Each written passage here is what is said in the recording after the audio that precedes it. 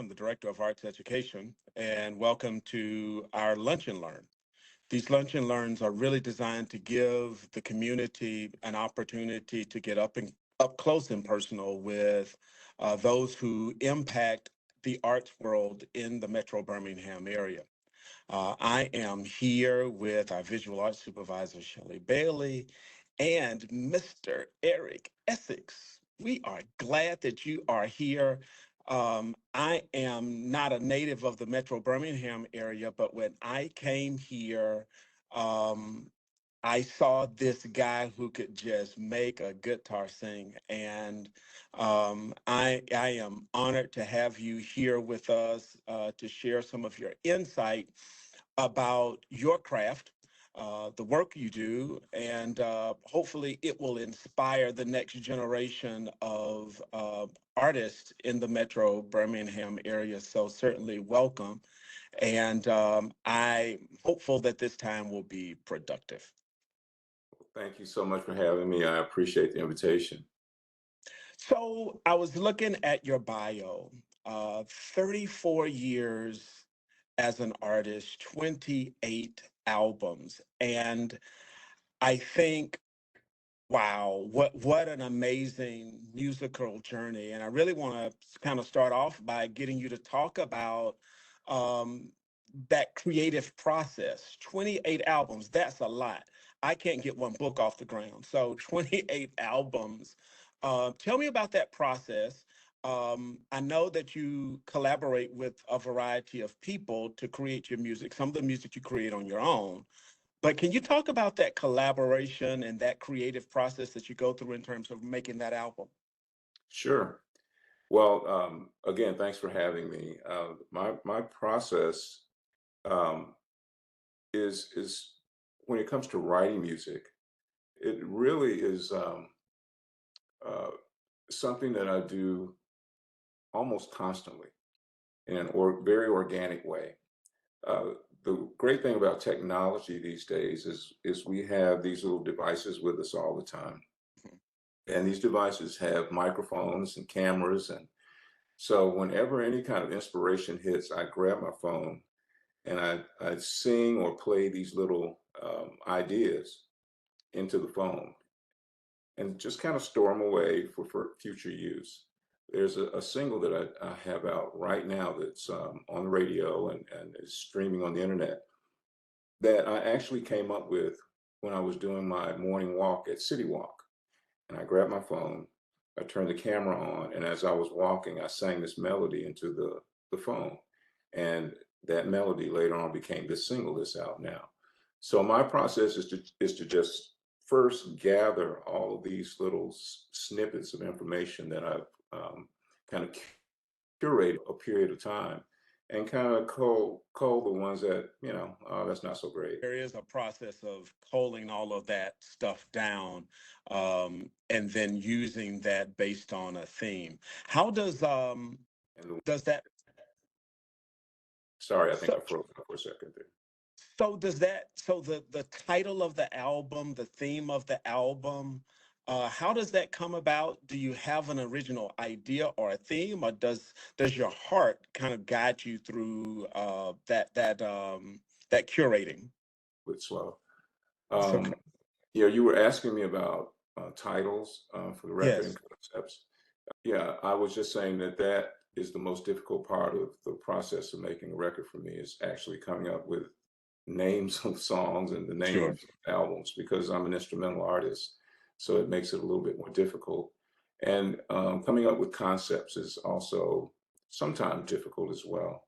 Although I have used as inspiration for now, I guess maybe 6 or 7 albums. Mhm. My relationship to the South and where I'm from, starting with the record that I did called Somewhere in Alabama. And I've done one called Southbound, one called Evolution, which is all about the commemoration of uh, the bombing of the 16th Street Baptist Church and Yes. reconciliation and healing and all of those elements. Um, and the most recent one is in 2020 during COVID. I did a record called Songs from the Deep, which is the Deep South. and all of the inspiration for those songs had Southern, you know, roots. So once I find that inspiration, that not inspiration, but concept, the rest of it just kind of flows out pretty It easily. flows out. Yeah, That's amazing. That's amazing. But you have to show up every day in the creative process in order for you to have a well of things to pull from. absolutely, That absolutely, note to you, future creatives, things don't come overnight. There is a process that you have to go through, but you have to wake up every morning being prepared, and that it is a practice. That is something important to kind of piece of great nugget to hang on to. most So definitely. we know that we see the end in mind, but we don't know a lot about the middle school and high school Eric Essex. Can you talk a little bit about your interests, the things you did in middle school and high school that in retrospect now has been the thing that has fueled your career future forward? Absolutely. Well, I started playing when I was 10 years old. So by the time that I was in high school, around 13, 14 years old, is when I really started to really like seriously dive into music head first. Not to say that I wasn't head first into it before, but I had more opportunities for performance. I started off playing in church, and by the time I got to high school, there were always, you know, talent shows and things of that nature to be involved with. And so I kind of got my performance legs in high school and just started really listening to a lot of music, buying albums, and just kind of diving into those artists that really resonated with me as a young person. So that's where my original performance opportunities came from, was in high school. And as soon as I graduated from high school, is like maybe I graduated in '77. It wasn't until about, maybe 5 years or 6 years after that that I started to play in, professionally and in venues around the city of Birmingham. But those years in high school were very formative for me as an artist. I spent a lot of time with the instrument, um, just practicing and playing and imitating what I was hearing on records, and doing the Mhm. whole thing, lifting the needle, and going back and listening to parts that I wanted to try to play. So yes, just I think that I developed. Um, um, you know, so much faster at that age Sure. because I was able to spend so much more Right. time on the instrument at that Right. time. So, you mentioned in your conversation that you were buying albums. Who were some of those influences? Oh, it's crazy because I started off, my aunt bought me for a Christmas present my first three albums: Al Green's, um, Let's Stay Together, Yes. Jackson 5, ABC, Okay. and Stevie Wonder, Music of My Mind. Ooh. Like, all of Okay. those records are completely different, Hmm. as as standalone records. But it wasn't until I got to high school and I discovered the music of Jimi Hendrix that, you know, as a Yes. guitar player. So none of the three artists that you mentioned, those first set of albums that you purchased, they were R&B, Jimi Hendrix, kind of a fusion of R&B and rock, I guess, depending on how you want to classify that. Um, when did you make the pivot to jazz? In high school, I, In high school. Okay. I started listening to George Benson. Uh, yes. The Uh-huh. the Breezin' album is the one that really did it for me, and Okay. uh, started with George Benson and Wes Montgomery, and progressed to Miles Davis and other artists like that. There were a bunch of fusion artists around at that time: Al Di Meola, Jeff Beck, a ton of artists that were doing this new kind of music that was a fusion of rock and jazz, and it was perfect for the guitar. And so I Yes. immediately gravitated towards that form of music. That is amazing. So, okay, so now that makes sense when I hear some of your music. I hear those George Benson overtones Hmm. that are soothing and what's interesting when I listen to George Benson's music and I listen to yours, the instrumentation is very well blended. Nothing sticks out. Everything kind of fits in what I hear musicians talk about the musical pocket, and nothing dominates the Right. other, but it's just this cacophony of or as I call it a blanket that just kind of surrounds you and holds you, which is really neat. Um, and then, of course, always the church influence on the musical style, right? Absolutely. Um, is always interesting to listen for. Um, so, while we're on the topic of musicians, the musician, if you could have dinner with, uh, that musician that had the greatest impact on you, because I know that that changes over time, right? And the yes. more you listen, you know, the greater that influence becomes depending on where you are in your life's journey as well. Tell me about that one artist that if you could have dinner with them, what would be some of the questions who would they be? Number two, um, what questions would you ask? That's a great question. I don't think I've ever been asked that before. Uh, um, well, I met George Benson and Earl Okay. Clue, who were two of the guys that were probably the biggest influences on me as a Wow. guitar player. Um, but I think the person that I would like to just sit down with would actually not be a guitar player. It would be John Coltrane. Uh, I've been a huge fan of his and Miles Davis over the years, but just as uh, from one artist to another, and just really wanting to find out because he was a very spiritual man, and Mhm. it was in his music, and I just would like to pick his brain on how he transformed his life and his music changed at some point, and he just always managed to progress as a musician, as an artist, as a man, and that spirituality was always right there in front of him.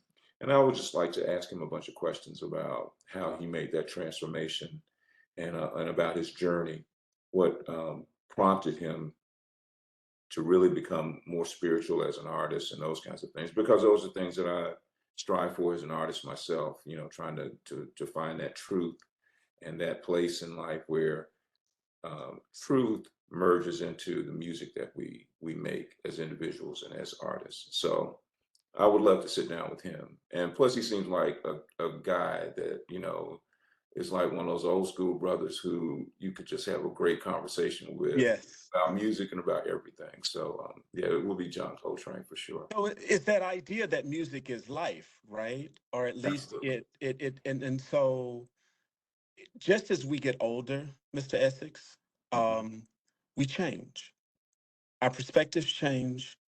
I was talking to a friend of mine, and we were talking really about relationships and marriage. And I told him, I said, "Man, expect your wife to marry to love a different person at least twice, because the changes take place. There are a variety of things that influence." And so your answer kind of led me to start thinking, if you were to do your biography, or if you did your autobiography, where would the where would the musical change take place? Because of course you've had a musical evolution. So where would it be, and did you notice it when it happened? Yeah, I was just saying, as an artist, I'm very in tune with where I am as an artist at any given point. Sure. So yeah, I'm always aware, especially you mentioned as we grow older and as we mature as artists, even physically, I'm very conscious of my body changing, what I'm able to do as an artist on my instrument at any given time. Mm. So I try to stay aware, and also, those changes influence uh, how you write, the music that you write, and uh, what comes out as an artist and what inspires you. So yeah, I'm always constantly aware of those changes in my personal evolution, and the evolution and changes in my music as well. So I wouldn't be remiss. I do have. I think I've got three questions left in my bank of things to ask. This one is I didn't include this one, but I embarked upon a journey of trying to learn the guitar at 50, and it has been to some degree cataclysmic. Uh, but I any advice? There are two questions that come to that because there may be some people who are looking to using an instrument to express themselves. Um, and I think the guitar is a wonderful instrument to use. I ran into bar chords, and they seem to be the most difficult things to master, which is the reason why one of my guitars is collecting dust today. Uh, any advice on how to prepare the hands to do the great work that a guitarist has to do in order to express themselves? Well, that's interesting because Shelley and I were having this conversation, this very same conversation before the meeting, and I was telling her it's never too late to pick up an instrument, and sometimes as we age, we find that we have more time on our hands, and we can devote to. Mhm. Um, like I retired from UAB last year, Oh, and okay. so after 13 years, and I found that I have more time now for music and to just practice and pick up a guitar randomly. Um, so it just takes time and Time. a level of commitment. Um, as far as the hands, I can't do the same things on the instrument that I could do when I was Mhm. 19 or 20. Sure. So you just have to kind of work with what you have, the mobility and the flexing, the mobility in your fingers and the flexibility that you have. Um, I was just telling a friend of mine, because I've worked with a doctor for several years, that I go through these stretching exercises Mhm. every time I pick up the guitar. I have to now. I can't, Right. just pick up a guitar like I used to when I was 20 years old. I have to Sure. stretch and prepare my body, prepare my hands in order to play as well as I can, with whatever limited amount of movement that I have in my hands now. I have to Sure. prepare and I have to warm up my body, and I have to get my mind in a certain place, so that I Mhm. can have an effective practice session and when I pick up the guitar. So all these things are things to keep in mind, but it's never too late to actually pick up the instrument and learn how to play some chords and maybe sing along. Um, you Right. know, a lot of times I've heard musicians say they don't play for themselves. I play as therapy for myself. It's something that I always enjoy doing. I love the instrument. I love the way it resonates on my body when I'm holding it. I love coming up with new ideas. So you know, just spending time with the instrument and learning to love that time that you spend with it will translate into you getting better on the instrument. Right. And it takes us a little longer, now than it Right. did when we were younger, uh, to get to get where we want Actually, to go. do you mind if I interject a question and jump in, Dr. Brown? Sure. listening to you talk about this, again, I had brought up earlier that, and this, Dr. Brown, that I have an interest in the violin. I have in many, many years. That's an instrument that I've been drawn to.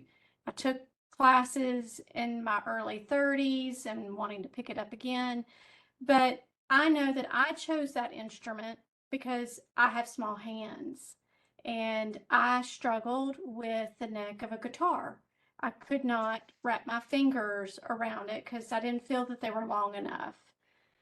Um, I was, I'm talking about the instrument and the neck being smaller and being able to adapt to my hand and my fingers. I know that guitars are very much like a car and that there's a lot of models out there and there's a lot of different types of guitars. And I'm curious, how would you advise a parent who might be looking at um, purchasing a guitar for a child? What should they start with?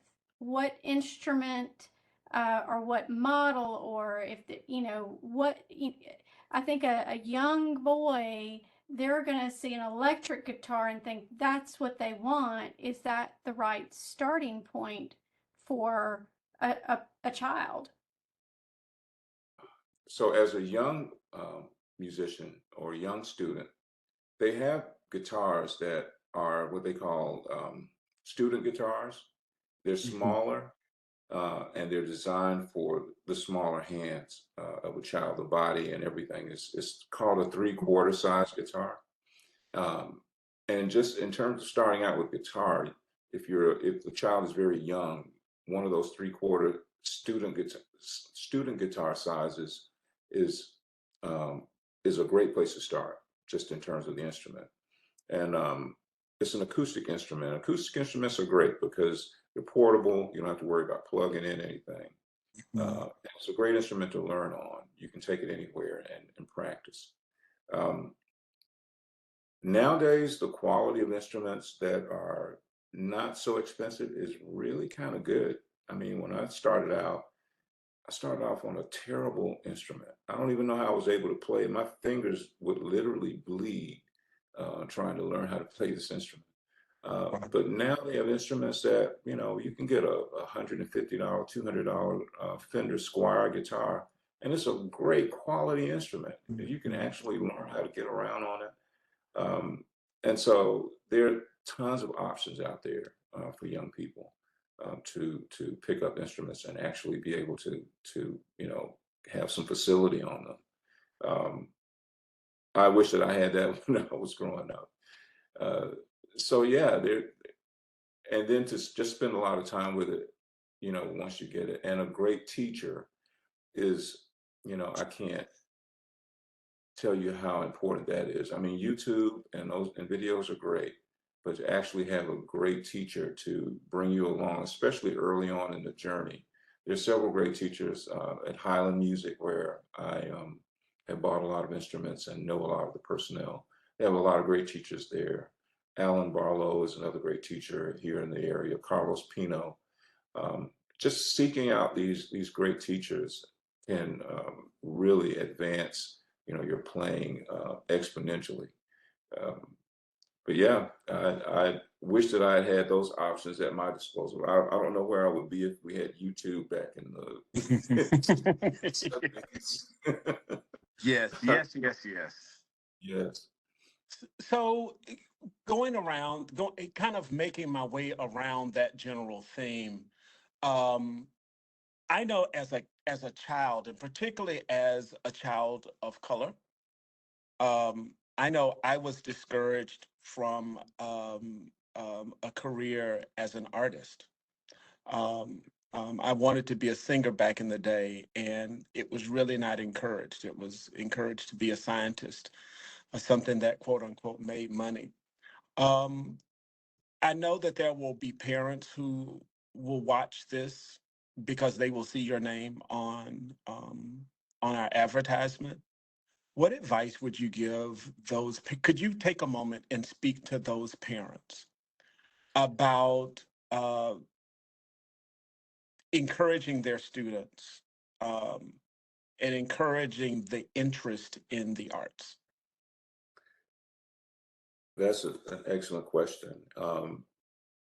I would say to those parents, don't discourage your child who is showing a very strong interest in the arts from pursuing them. In terms of just making a living as an artist, yes, it can be difficult depending on what discipline you're in, and you know, I would make them aware. Like my son is a creative person, and I had the conversation with him, and I explained to him, you know, I would support him in anything that he does, you know, whether it's the arts or anything. But just making them aware that this is a field where if you're going to go into it, you have to have an exceptional level of commitment, you know, to excellence and being good at what you do, and also um, to not give up on whatever dreams you have of being a successful artist, musician, painter, author, filmmaker, or whatever it is that you want to pursue in the arts, to just not give up on those things and dive headfirst into it. Learn as much as you possibly can about whatever field it is that you want to go into, whether it's music or film or um, um, you know, visual arts. There's just so many outlets now that I wish I had coming up to express myself as an artistic person or as a creative person. And so I would encourage it, highly encourage it, because those kinds of things, the arts. I was just saying that the arts have additional benefits outside of the art itself. And so I would definitely encourage parents to encourage their kids and be supportive of their kids as they pursue these things. It will benefit you as parents um, to help, you know, them pursue these kinds of activities and pursue the arts. It's amazing. I've got one last question. I know that a lot of adults will see you at concerts and festivals and things of that nature, and that is absolutely amazing. But one of the things that they may not see is your commitment to being a part of the community and sharing your gift with students um, in the school environment via many concerts and things of that nature. I'm curious about your personal evolution in that area. Is that something that you've always done in the span of your career? Can you talk a little bit about that and why that's important to you? Okay. I started doing the work in the schools back in 1991, and I was doing a concert at Parker High School that's very similar to some of the things that I do now. It was an educational performance, and I had my whole band there at the time. And there happened to be a representative from the Alabama State Council on the Arts in the room during that concert. Mhm. And she helped me. She really liked what we were doing and the educational portion of it, along with the musical portion of it, and interacting with students after the performance. And as a result, we got a chance to be involved with the Rural Arts Touring Program at the time that took us Mm. to different rural areas of the state of Alabama and do these presentations. And over the years, the presentations have changed. I've done one called The History of Jazz, History of African American Music in America. Um, we've done one called Leading Ladies, which celebrates Mhm. iconic ladies, women in the music industry.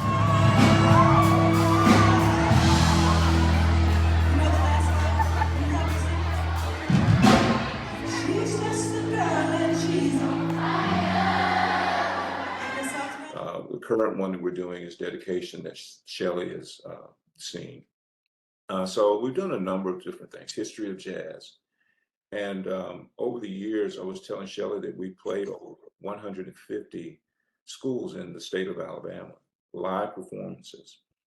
And this work, and I mean, and also like schools and libraries. We've even done juvenile detention facilities. Um, I would say that it's the most satisfying and the most important work that we do. Certainly for me, I look forward to playing for these young people more than anything, more than any concert anywhere, because I know that we are making a difference and having an impact on these young people. Um, the proof of that is a story I like to tell. Uh, we were playing a similar concert like we do every year, and it took us to Huckman High School. And a young man got up uh, during the Q&A after the show and had a question about how he can become a musician, how can he get into the music industry. And I asked him, well, after several questions, I said, well, what do you do? And he said, well, I'm a singer. And I said, well, can you sing something for us now? And the students went crazy. And he sang a few bars. I can't remember the song he sang because it was so amazing. And I look back at the band and everybody was, jaws on the floor. And uh, turns out that student was Ruben Studdard. Amazing. Many years later, he came up to me and said, you probably don't remember me, but you did a concert at my school. I asked you a bunch of questions and blah, blah, blah. I said, I do remember you because I remember your voice. And so, and he told me about how much that concert and what we said during that concert impacted him as a young person and encouraged him. So, you know, I know that this work that we do in the schools is important, and I know that it's impactful, and as a result, uh, it's the most satisfying and thing that I do, and I look forward to it every year, and it's important. And I know for a fact that all musicians that work with me feel the same because we're not making, this isn't about money, uh, and these guys and the lady that works with us, Tracy Hanlon, are taking time out of their schedules where they could be making a lot of money Right. to do this work because these musicians play all over the world for some of the biggest names in the music industry. But this work that we do in the schools is the Right. most important thing that we do. Planting seeds, huh? Exactly. And that's amazing. Yes. Um, as we kind of wrap up, Mr. Essix, I want to give you an opportunity to tell the public what you're working on and where they can find your music. Sure. So I'm currently working on a new album. As I mentioned earlier, I have a new single that came out March the 1st, and it's the title track from the album that will come out in the fall. So admittedly, I have not finished recording the whole working.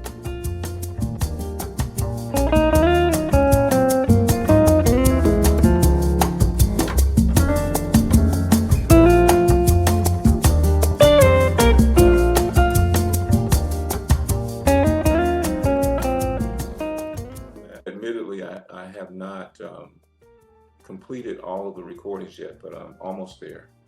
And we hope to have everything all ready by the fall of 2024 to release a new record. And that'll be my 29th album. Wow. Wow. So, I signed a distribution deal with Virgin Music and Universal Music Group back in 2020. So now my music is available on all platforms, everywhere, worldwide. So very easy to find on Spotify, Apple Music, and all of those places. And you can get like physical copies of my music at my website at ericessix.net. And so yeah, I'm still producing music, still out there, trying to be you know, proactive as a musician, as an artist, as a writer, and Right. composer. And I don't plan on stopping. I want to continue as long as I'm having fun doing it, and as long as people enjoy hearing the music that I produce. Well, I enjoy listening to your music, and I hope that you will continue to do the work. I am hopeful that we can have you back again when the new album launches to talk about that experience and that maybe we can go deeper. One of the things that we're trying to do in the district is to give our students the opportunity to be musicians now. They don't have to wait. They can start the process now. We are fortunate to have three music technology programs in the district where we're giving students an opportunity to make music now, opposed to waiting. And so we hope that you will come and spend some time with those students and encourage them to do the work as well. Yes. Um, I am very grateful that you took some time with us to talk about who you are as an artist, your journey, and that maybe people will just get a little bit more of a glimpse of the man, Eric Essix. Ladies and gentlemen, Mr. Eric Essix, it is an honor to talk to you. I hope this is not the last time in one of our lunch and learns that we can get together. Thank you, sir, so much for your time, and have a great day. Thank you so much. I appreciate the opportunity. Thank you so much. Yes, sir. Again, this is the Jefferson County Schools Lunch and Learn. Keep an eye on the Jefferson County website for additional lunch and learn opportunities. This is again Terrence Brown and the famous Shelley Bailey. We're signing off. Have a great day. Ain't no sunshine when she's gone. It's not warm when she's away. Ain't no sunshine when she's gone. And she's always gone too long. Anytime she goes away.